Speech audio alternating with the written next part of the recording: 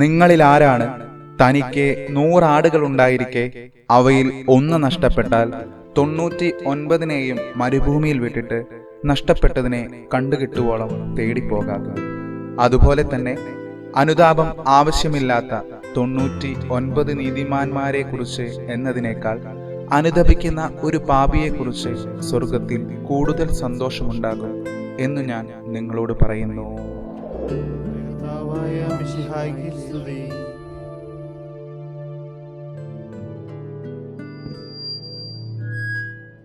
വിശുദ്ധ ലൂക്കായുടെ സുവിശേഷത്തിലെ 15-ാം അധ്യായത്തിലെ നഷ്ടപ്പെട്ടു പോയ ആടിന്റെ ഉപമയാണ് തിരുസഭ മാതാവ് ഇന്നേ ദിവസം വിശുദ്ധ കുർബാനയുടെ മധ്യേ വായിക്കാനും ധ്യാനിക്കാനുമായി നമുക്ക് നൽകിയിരിക്കുന്നു. ഈശോ നല്ല ഇടയനാണ്. അവിടുന്ന് നമ്മുടെ കൂടെ നടക്കുന്നുണ്ട്. അവിടുന്ന് ഒരിക്കലും നമ്മെ നഷ്ടപ്പെടുത്തില്ല. നഷ്ടപ്പെട്ടു പോയാൽ തേടി കണ്ടെത്തി നമ്മെ അവിടുത്തെ കൂടെ നടത്തും.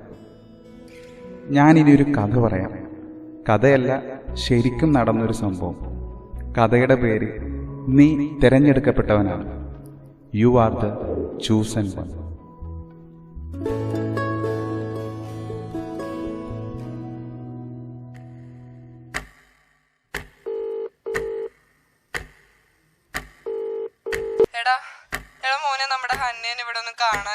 അമ്മ എന്തിട്ട് പറയണ? അവൾ അവിടെ ഉണ്ടാവും. അവൾ എവിടേക്ക് പോവാനാ? എനിക്കെന്തോ പേടിയാവുന്നടാ. ഇന്നലെ നീ അങ്ങനെയൊന്നും പറയണ്ടേ. ഞാൻ എന്ത് പറഞ്ഞ അമ്മ പറയണ?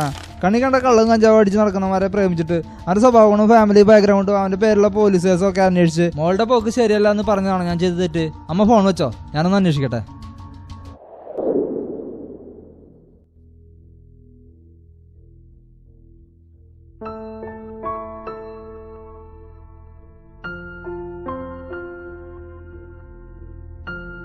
ഇപ്പൊ എന്തായിരിക്കും സംഭവിച്ചിട്ടുണ്ടാവുക അറിയോ? അമ്മ ചിലപ്പോ എന്റെ കൂട്ടുകാരെയൊക്കെ വിളിച്ചു ചോദിക്കും. ചേട്ടൻ ചിലപ്പോ കൂട്ടുകാരുടെയും ബന്ധുക്കളുടെ ഒക്കെ വീട്ടിൽ പോയി അന്വേഷിക്കുമായിരിക്കും. പിന്നെ ചേട്ടൻ്റെ ഒരു കൂട്ടുകാരനുണ്ട്, മാനുവല്. ആള് പോലീസിലാ. അപ്പോ ബസ് സ്റ്റാൻഡിലും റെയിൽവേ സ്റ്റേഷനിലൊക്കെ പോയി എന്നെ അന്വേഷിക്കുമായിരിക്കും. ആഹാ, അത് കൊള്ളാലോ. അപ്പൊ എല്ലാം അറിയാലേ? പിന്നെ അല്ലാതെ. ആട്ടെ, ഹന്ന കൊച്ചു എന്തിനാ വീട്ടിൽ നിന്ന് ഇറങ്ങിപ്പോന്നേ? എല്ലാം പറയണം. ഓക്കെ, അതിനു മുമ്പ് ഒരു കാര്യം. ഞാൻ അച്ഛനെ ഇതിനു മുമ്പ് ഇവിടെ ഒന്നും കണ്ടിട്ടില്ലല്ലോ. ഞങ്ങളുടെ പള്ളിയിൽ അച്ഛൻ എന്താ കാര്യം? നിങ്ങളുടെ പള്ളിയോ? ഈ പള്ളി എന്റെയും കൂടിയല്ലേ. എന്നെ ഇതിനു മുമ്പ് കണ്ടിട്ടില്ല? ഇല്ല. ഐ, എന്നെ മനസ്സിലായില്ല? ഇല്ലെന്നേ. എന്നാലേ ഞാനാണ് ഈശോ.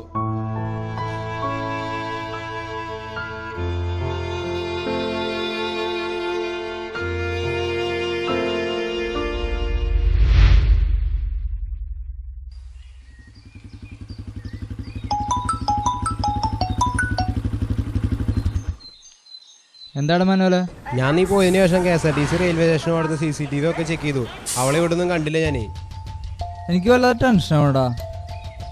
നമുക്ക് കംപ്ലൈന്റ് രജിസ്റ്റർ ചെയ്താലോ? എടാ, ഞാൻ നിന്നോട് പറഞ്ഞില്ലേ, എനിക്കൊരു കംപ്ലൈന്റ് രജിസ്റ്റർ ചെയ്ത് ടീമിനെ സെറ്റ് ചെയ്ത് അന്വേഷിക്കാൻ അറിയാഞ്ഞിട്ടല്ല. ഇപ്പോഴത്തെ പോലീസുകാരെ നിനക്കറിയില്ല. അനിയതിരെ ഫോട്ടോ പോലീസ് സ്റ്റേഷൻ മുഴുവൻ എത്തും. അതിനൊക്കെ നിൽക്കണോ? ഇനിയൊന്നും പേടിക്കാതിരിക്കേ.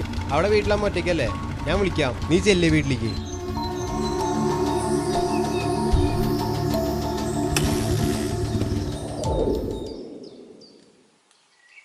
എന്നാലും ആ പേര് ശരിയല്ലല്ലോ.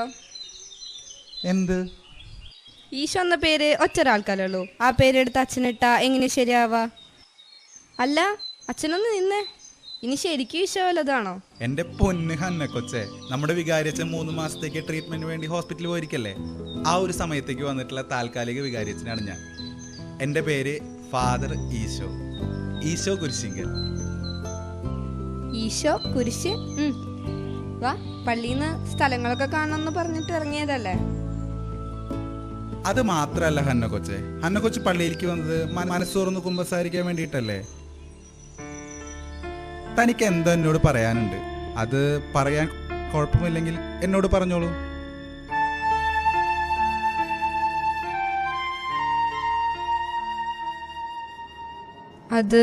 അതച്ചോ അവനെന്നെ ചതിച്ചു. ആര്?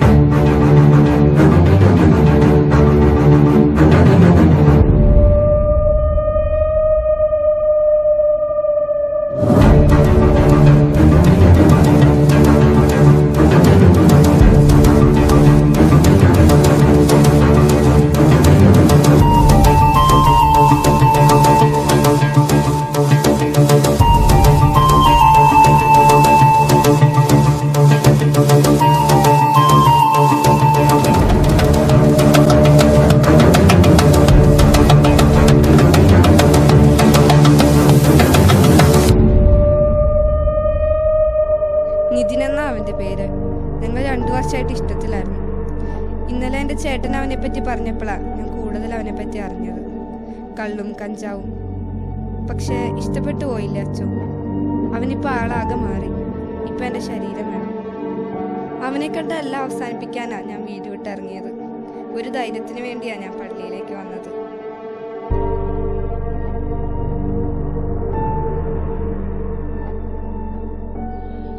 അയ്യേ എടി ഹന്ന കൊച്ചെ, പരിഹരിക്കാൻ പറ്റാത്ത പ്രശ്നങ്ങളൊന്നുമില്ല. നമുക്കിത് ഈസിയായി സോൾവ് ചെയ്യാലോ. അന്ന കൊച്ചെ ആദ്യം കണ്ണടച്ചേ. ഞാനൊരു മാജിക് കാണിച്ചു തരാം. എന്ത് മാജിക്ക്? അന്ന കൊച്ചെ ആദ്യം കണ്ണടക്കേ.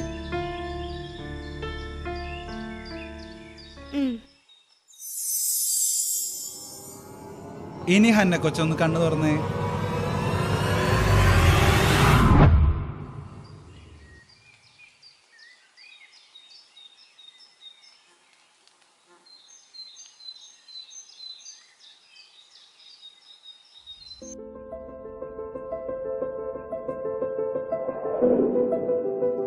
ഹന്നക്കുട്ടി, ഇനി ഞാൻ പറയുന്ന കാര്യം ശ്രദ്ധിച്ച് കേൾക്കണം. ആലോചിച്ച് ഒരു തീരുമാനം എടുക്കണം. ഹന്നക്കുട്ടിയുടെ മുമ്പിൽ 2 ഓപ്ഷനാണുള്ളത്. ഒന്നെങ്കിൽ കഴിഞ്ഞ 2 വർഷമായി നീ സ്നേഹിച്ച നിതിൻ, അല്ലെങ്കിൽ അപ്പനില്ലാത്ത വിഷമം നിന്നെ അറിയിക്കാതെ വളർത്തിയ നിന്റെ ചേട്ടൻ.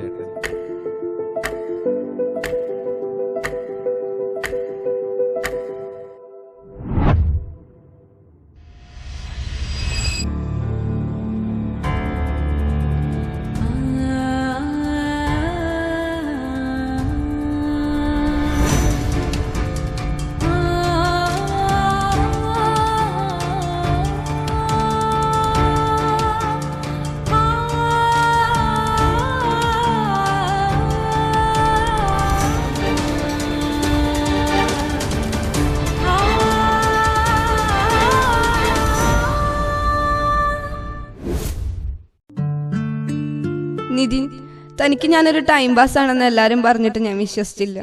ഇന്നലെ എൻ്റെ ചേട്ടൻ പറഞ്ഞപ്പോഴാണ് ഞാൻ എല്ലാ സത്യം അറിഞ്ഞത്. ഇനി നമ്മൾ ഒരിക്കലും കാണില്ല. ദയവ് ഇതിനി എൻ്റെ ലൈഫിലേക്ക് വരരുത്.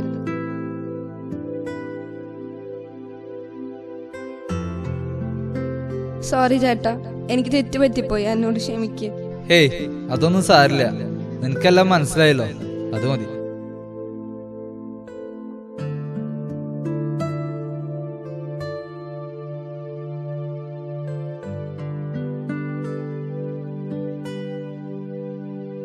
താൻ പേടിക്കണ്ടോ, അവളുടെ ഉള്ളിൽ ഈശോ ഉണ്ട്.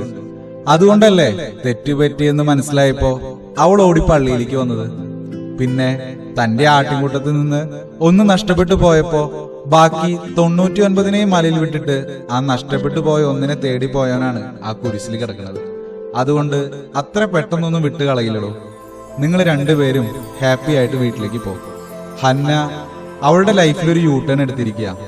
താൻ അവളുടെ കൂടെ തന്നെ വേണം.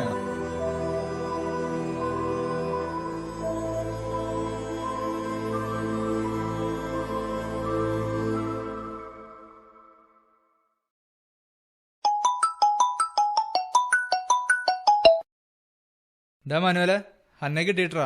അതിന് ഹന്ന എങ്ങടെ പോയേ? ഹേയ്, അവളെ കാണാതെ രാവിലെ അന്വേഷിച്ചു മറന്നാ. നീ എന്തൊക്കെയാ പറയണേ? ഞാൻ നല്ല ഡ്യൂട്ടി കഴിഞ്ഞ് വരുമ്പോൾ പുലർച്ചെ 3 മണിയാ. ഫോൺ സൈലന്റ് ആയിരുന്നു. ഇപ്പോഴത്തെ നോക്കിയപ്പോഴാണ് നിന്റെ മിസ് കോൾ കുറച്ച് കിടക്കുന്നത്. അത് ഞാൻ തിരിച്ചു വിളിച്ചത്. എന്താ സംഭവം?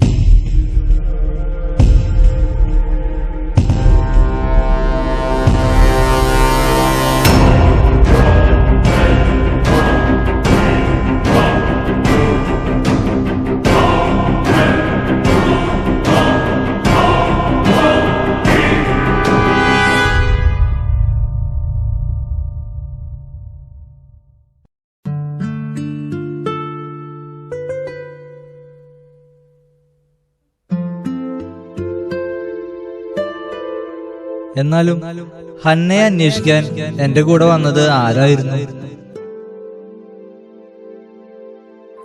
തന്റെ ആട്ടിൻകൂട്ടത്തിൽ നിന്ന് ഒന്ന് നഷ്ടപ്പെട്ടു പോയപ്പോ ബാക്കി 99 മലയിൽ വിട്ടിട്ട് ആ നഷ്ടപ്പെട്ടു പോയ ഒന്നിനെ തേടി പോയവനാണ് ആ കുരിശിൽ കിടക്കുന്നത്. അതുകൊണ്ട് അത്ര പെട്ടെന്നൊന്നും വിട്ട് കളയില്ലടോ.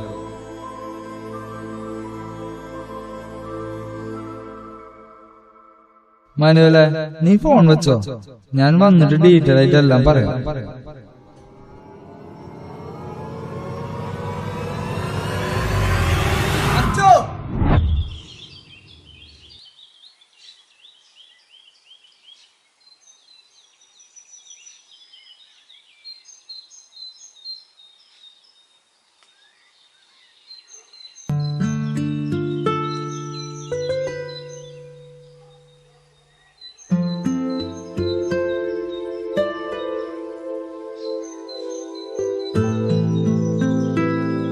എന്നാലും എൻ്റെ കൂടെ നടന്നതും നല്ലൊരു തീരുമാനം എടുക്കാൻ എന്നെ സഹായിച്ചതും ആരായിരുന്നു? അത് ശരിക്കും ഈശോയായിരുന്നു.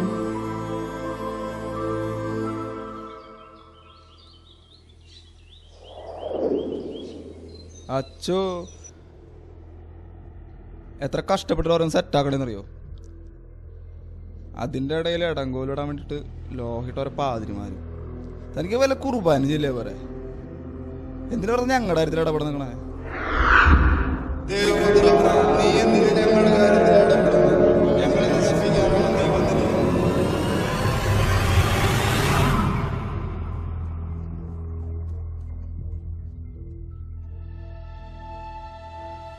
വാ നിതിൻ, നമുക്കൊന്ന് നടന്നാലോ?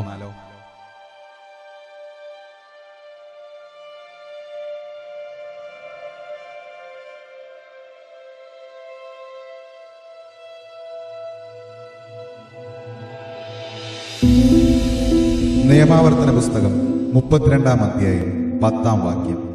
അവിടുന്ന് അവനെ മരുഭൂമിയിൽ ശൂന്യത ഓരിയിടുന്ന മണലാരണ്യത്തിൽ കണ്ടെത്തി അവനെ വാരിപ്പുണർന്നു. താൽപര്യപൂർവം പരിചരിച്ച് തൻ്റെ കണ്ണിലുണ്ണിയായി സൂക്ഷിച്ചു. അതെ, വഴിതെറ്റിപ്പോയ കുഞ്ഞാടിനെ കണ്ടെത്താനും തൻ്റെ കൂടെ ചേർക്കാനും തൻ്റെ വഴിയിലൂടെ നടത്താനും അവൻ നമ്മുടെ കൂടെയുണ്ട്, നമ്മോടൊത്ത് നടക്കുന്നുണ്ട്. കാരണം വഴിയും സത്യവും ജീവനും അവനാണ്.